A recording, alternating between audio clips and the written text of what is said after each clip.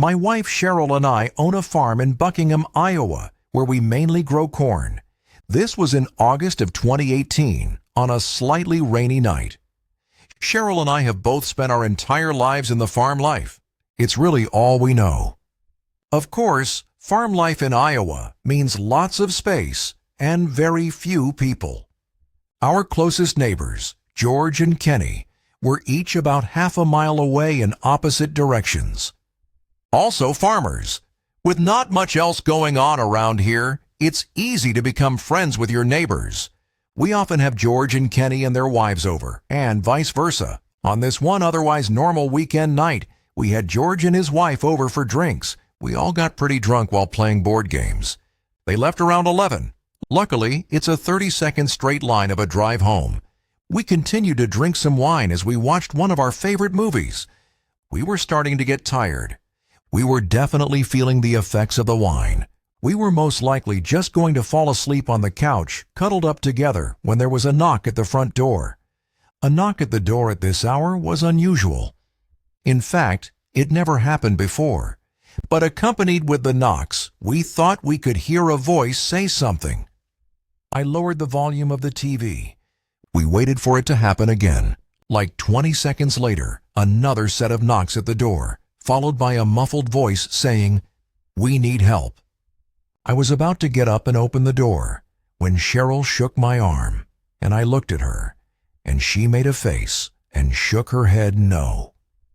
I whispered, "I'm just going to ask who it is." She replied, "I shouldn't let them know we're home, but odds are they already knew we were home." I went over to the door and asked, "Who is it?" The voice on the other side said through the door, "Oh, thank God, can you open up?" "We're lost," I said. "Who's we?" And the voice said back, "My wife and I." I replied, "Can your wife say something?" There was a silence for a few seconds.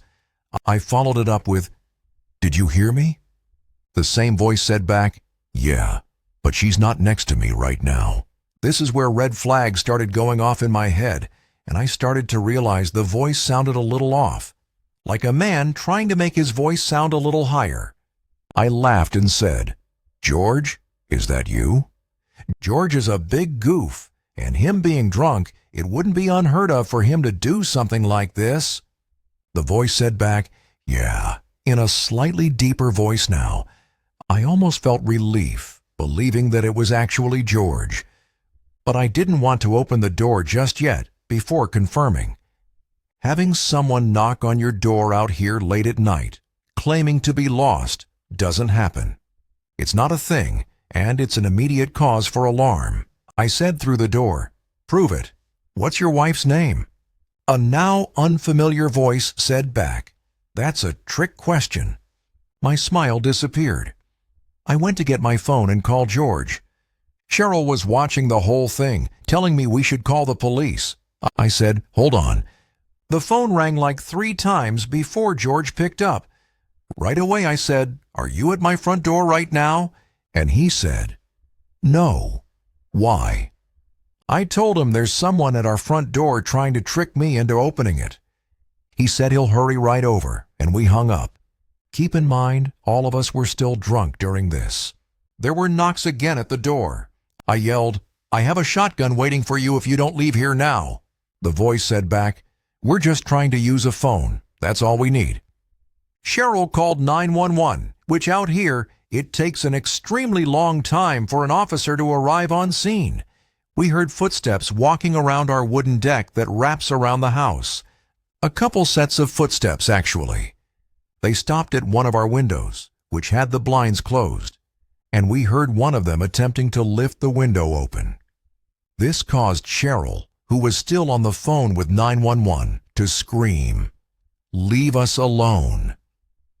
I followed suit and screamed at the top of my lungs to get the fuck out of here, or I'll shoot you. It took me that long to think to run upstairs to grab my shotgun from the closet. Literally a few seconds later, there were more pounds at the door. And this time, it was actually George's voice yelling, "Open up." I let George in, who also brought his shotgun. He said he didn't see anything or anyone as he pulled up. He stayed with us until a police officer came to the house. He did a quick little scan of the property with us, then left. We took heed of his advice in installing a camera on the front and back. Surprisingly, something we never thought of until this incident.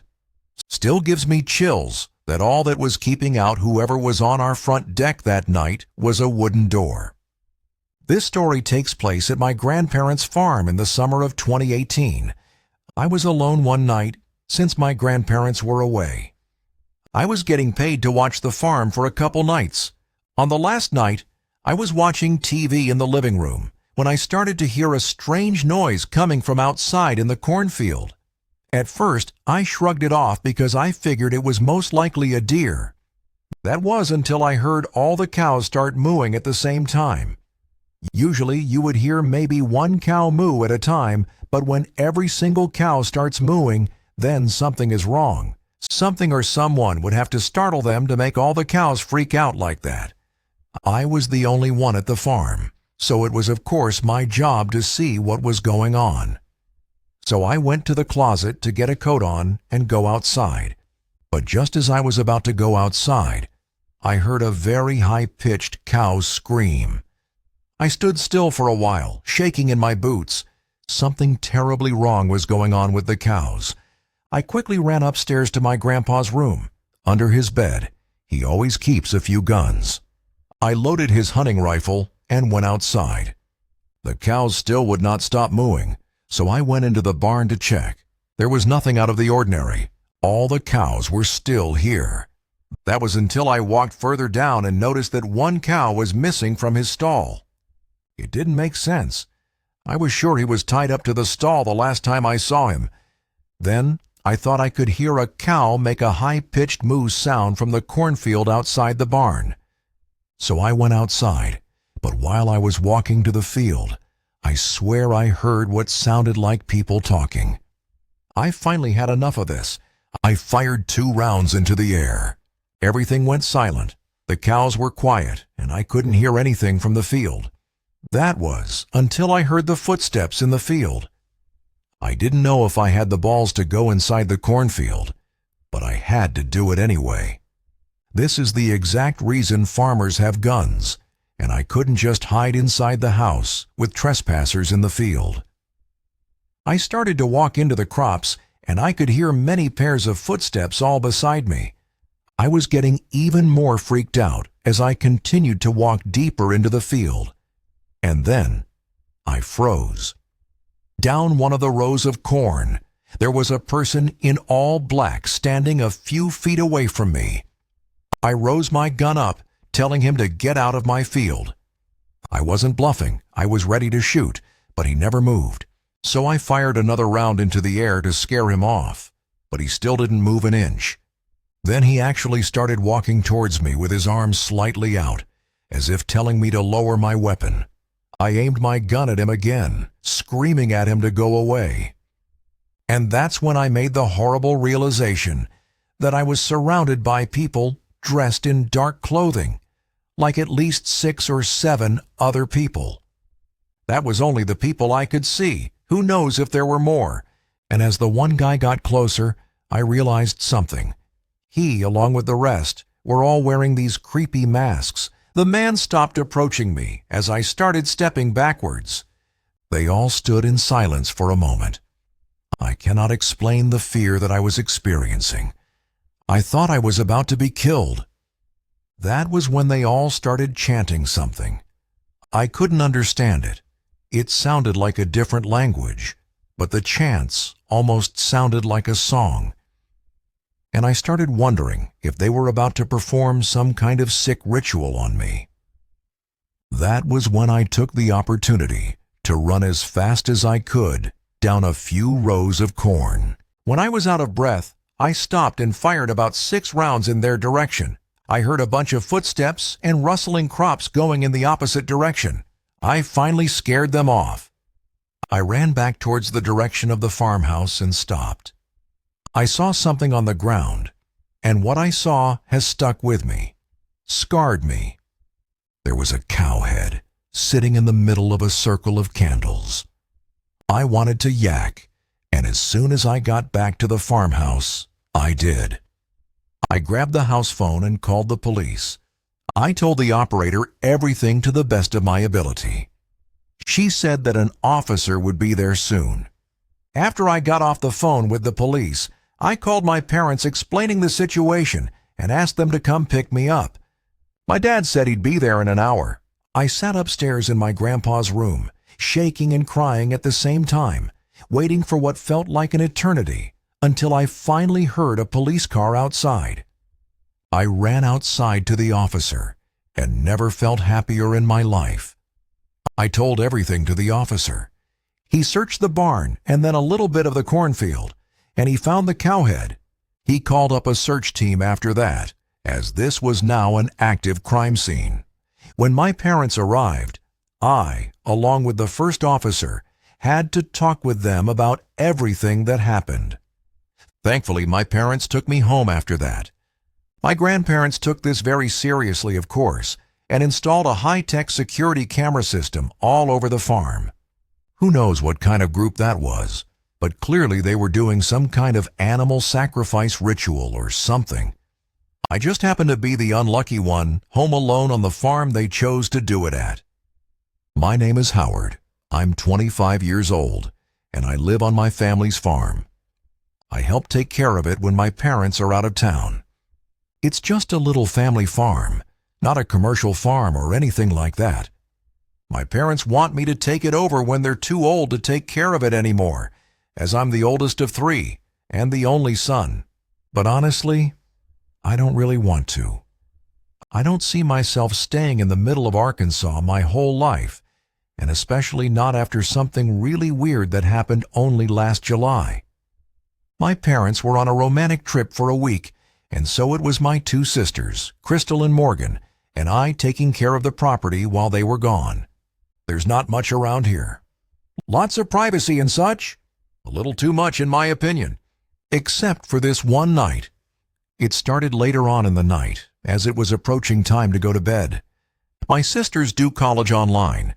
Crystal takes summer courses, and so she was in her room on her laptop doing work. Morgan and I were just hanging out watching some dumb show in the living room. All 3 of us kind of want to get out of the farm lifestyle. Me especially, since I'm oldest and in the prime of my 20s. One dreaded part of farm life is the predators, though. Not just the animals that come and eat your produce, but the people that come and steal from you. Believe it or not, it happens. It hasn't happened many times to us, but it does happen. We have a few guns in the house for this exact reason. Our 2 dogs outside suddenly started going crazy in the backyard. Something spooked them for sure. I first thing went outside to the yard to see what they were barking at. They both were looking in the direction of the crops, going crazy. I yelled at them to shut up, and they went quiet. I stepped right in front of the crops and listened. I heard a whistling from inside of the cornfield. It was undoubtedly a human's whistling. This was the first time I was experiencing a trespasser on the property, with my dad not here. I had to hurry inside to get one of the guns. The dog started barking again. I told my sisters that someone's outside in the cornfield, and I had to go chase them away. They both said that was a terrible idea to go run into the cornfield in the dark. And they knocked some sense into me when I realized they were right.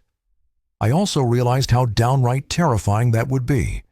So instead, I went out back to the dogs once more, going crazy, barking in the direction of the crops. I aimed the gun into the air and fired off a shot which echoed into the night, silencing the dogs. I also was on some kind of power trip in the moment and screamed out to get off our land as loud as I could. I felt that would have done the trick and went back inside. My sisters were both laughing, which caused me to laugh too. But our little laugh amongst each other didn't last long, because the dogs started going crazy again, even crazier this time. I went back outside, ready to do the same thing again.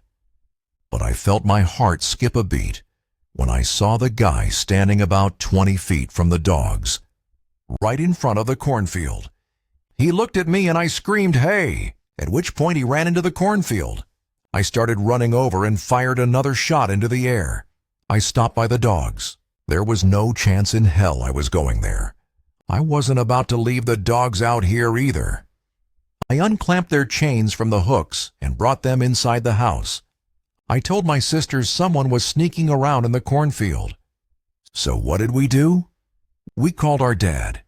He told me I had to be the man of the house and protect my sisters. He recommended I fire another warning shot outside if whoever it was came back. After this, we all just gradually went to our respective rooms. My sisters each brought one of the dogs in their rooms, and I brought the gun in my room. Just because we were all a little spooked by this. I had the window open, and as I was laying in bed watching a movie on my laptop, I heard a whistling from outside. I hurried to the window and looked out to see someone slowly walking in the grass. Then, like he had some sixth sense, he stopped walking and turned to look at my window. Still whistling. This jerk was obviously trying to mess with us and scare us. A very stupid idea when I already made it clear I had a gun. I ran to grab the gun off the bed and aimed it out the window. I shot at the grass a few feet away from him, purposely missing, of course. This cut his little horror movie act short, and he ran out of view of my window towards the front of the house. This time, he didn't come back. He'd have to be a fool to come back after that.